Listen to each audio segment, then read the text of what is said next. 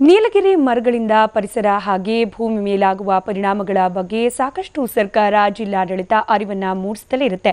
ಆದರೂ ಆ ಭಾಗದಲ್ಲಿ ಯಥೇಚ್ಛವಾಗಿ ನೀಲಗಿರಿ ಮರಗಳು ಬೆಳೆದು ನಿಂತಿತ್ತು. ಇದೀಗ ಎಚ್ಚೆತ್ತಿರುವ ರೈತರು ನೀಲಗಿರಿ ಮರಗಳನ್ನ ಬುಡ ಸಮೇತ ಕಿತ್ತು ಹಾಕ್ತಿದ್ದಾರೆ. ಈ ಕುರಿತಾದ ಒಂದು ಸ್ಟೋರಿ ಎಲ್ಲಿದೆ.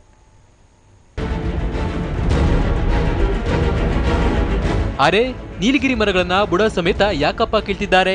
ಅಷ್ಟು ಚೆನ್ನಾಗಿದ್ದ ಮರಗಳನ್ನ ಬೀಳ್ಸಿದ್ದಾರೆ ಅಂತಿದ್ದೀರಾ. ಕಾರಣವೇನು ಅಂದ್ರ ಎಲ್ಲ ಒಳ್ಳೆದಕ್ಕೆ.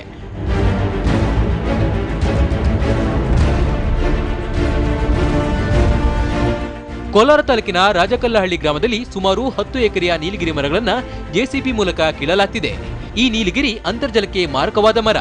ಹೀಗಾಗಿ ಇಷ್ಟು ದಿನ ನೀರಿಲ್ಲದೆ ಕೃಷಿ ಮಾಡಲಾಗದೆ ಗ್ರಾಮದ ಬಹುತೇಕ ರೈತರು ಸುಮಾರು 70 ರಿಂದ 80 ಎಕರೆಗೆ ಹಾಕಿದ ನೀಲಗಿರಿ ಮರಗಳನ್ನ ತೆರವುಗೊಳಿಸುವ ಅಭಿಯಾನ ನಡೆಸಿದ್ದಾರೆ. ಇದರ ಬದಲಾಗಿ ಫಲ ಕೊಡುವ ಹಾಗೂ ತೋಟಗಾರಿಕೆ ಬೆಳೆಯನ್ನ ಬೆಳೆಯಲು ಮುಂದಾಗಿದ್ದಾರೆ. ಕಾರ್ಯಕ್ರಮ ಈ ಕೆಸಿ ವ್ಯಾಲ್ಯೂ ನೀರು ಏನೈತೆ ಅದರ ಮೇಲೆ ನಂಬಿಕೆ ಇಟ್ಟು ನೀರನ್ನ ಬರ್ತದ ಗ್ಯಾರಂಟಿಯಿಂದ ನಾನು ಈ ತೋಪನ್ನೆಲ್ಲ ಕಿತ್ತಾಕಿ ಇದರಲ್ಲಿ ರೇಷ್ಮೆ ಮತ್ತು ಗ್ರೂಪ್ ಫಸಲು ಬೆಳಿಬೇಕಂತೇಳಿ ಪ್ರಯತ್ನ ಪಟ್ಟಿದ್ದು.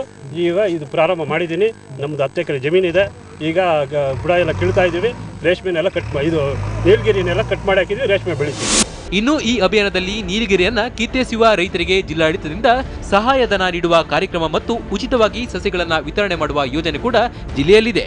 ಜೊತೆಗೆ ಉದ್ಯೋಗ ಖಾತ್ರಿ ಯೋಜನೆಯಡಿಯಲ್ಲಿ ನೀಲಗಿರಿಯನ್ನ ತೆಗೆದುಹಾಕಲು ಮಾಡಿದ ಕೆಲಸಕ್ಕೆ ಕೂಲಿ ಸಹ ನೀಡಲಾಗ್ತಿದೆ. ಈ ಮೂಲಕ ಜಿಲ್ಲೆಯಲ್ಲಿ ನೀಲಗಿರಿ ಬೆಳೆಯ ವಿರುದ್ಧ ಹಲವು ವರ್ಷಗಳಿಂದ ನಡೆಯುತ್ತಿರುವ ಸಮರಕ್ಕೆ ನಿಧಾನವಾಗಿ ಜಿಲ್ಲೆಯ ರೈತರು ಸಹ ಕೈಜೋಡಿಸಿದ್ದಾರೆ. ಪರಿಣಾಮ ನೀಲಗಿರಿ ನಿಷೇಧದ ಅಭಿಯಾನಕ್ಕೆ ಈಗ ಪ್ರತಿಫಲ ಸಿಗಲಾರಂಭಿಸಿದೆ.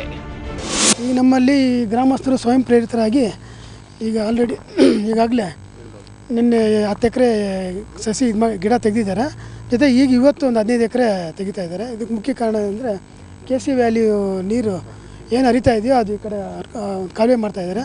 ಆ ಒಂದು ನಂಬಿಕೆ ಮೇಲೆ ಎಲ್ಲ ತೆಗಿತಾ ಇದ್ದಾರೆ. ಜೊತೆಗೆ ಇವ್ರಿಗೆ ಸರ್ಕಾರದಿಂದ ಏನು ಒಂದು ಎಕರೆಗೆ ನೀಲಗಿರಿ ತೆಗೆದು 5,000 ರೂಪಾಯಿ ಸಹಾಯಧನ ಕೊಡ್ತಾರೆ. ಅದು ಕೊಡ್ಸೋದಕ್ಕೆ ವ್ಯವಸ್ಥೆ ಮಾಡ್ತೀವಿ. ಹಾಗೂ ನಮ್ಮ ಇಲಾಖೆಯಿಂದ ಏನು ಬೇಕೋ ಅವರಿಗೆ ನಮ್ಮ ಸಹಕಾರ ನಾವು ಕೊಡ್ತೀವಿ. ಚಿನ್ನದ ನಾಡು ಕೋಲಾರದಲ್ಲಿ ಅಂತರ್ಜಲದ ಶತ್ರುವಾಗಿದ್ದ ನೀಲಗಿರಿ ತೆಗೆಯಲು ಮಾಡಿದ್ದ ಜಿಲ್ಲಾಡಳಿತದ ಪ್ರಯತ್ನಕ್ಕೆ ಪ್ರತಿಫಲ ಸಿಗ್ತಿದೆ. ಹೀಗೆ ರಾಜ್ಯದಲ್ಲಿ ಇಂಥ ಅಭಿಯಾನಗಳು ಹೆಚ್ಚಿದ್ರೆ ಅಂತರ್ಜಲದ ಮಟ್ಟ ಸ್ವಲ್ಪ ಪ್ರಮಾಣದಲ್ಲಾದರೂ ಹೆಚ್ಚುವುದು ಸುಳ್ಳಲ್ಲ. ರಾಜೇಂದ್ರ ಸಿಂಹ, TV9 ಕೋಲಾರ.